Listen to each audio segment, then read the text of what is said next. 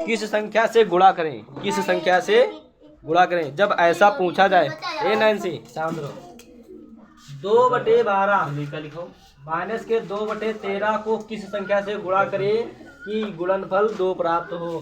तो माना किससे गुणा करें, x से। जैसे ही x से गुणा करेंगे गुणनफल कितना हो जाएगा बच्चा, 2। अब ये जो गुणे में है भाग में जाएगा, तो 2 पहले से है, 2 पहले से है। अब भाग में क्या जाएगा, माइनस के 2/13। अब ये ऊपर चला जाएगा। या दूसरी प्रकार से समझ लो बच्चा, दूसरी प्रकार से समझ लो, ये सरल हो जाएगा थोड़ा।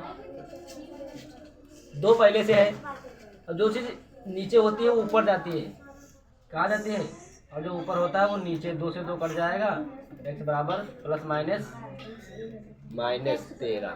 समझ गए। इसी प्रकार इसमें आएगा, ये पहले से लिखा हुआ है, ये इसको हटा देते हैं।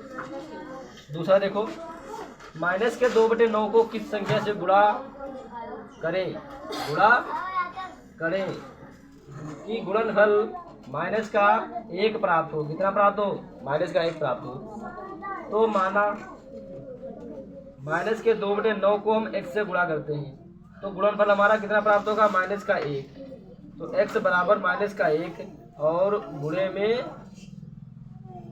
9/-1 तो ये 1 कट जाएगा, माइनस माइनस 1 कट जाएगा, क्या बचेगा, सिर्फ प्लस का 9 बचेगा।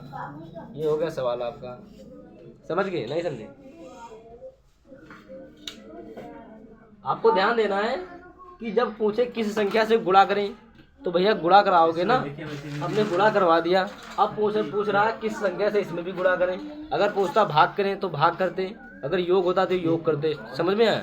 जब यहाँ भाग किया जाएगा किस संख्या से भाग करें कि भागफल, तब गुणनफल की जगह पे क्या होगा, भागफल।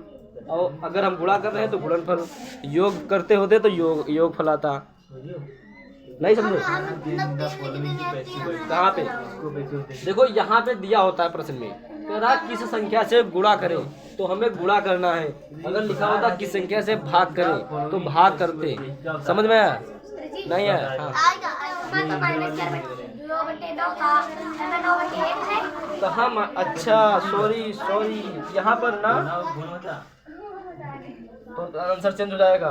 देखो माइनस का 1 गुणे यहाँ 2/9 है, तो 9/2 जाएगा, माइनस माइनस कट गया तो 9/2 बचेगा। ये आंसर हो गया।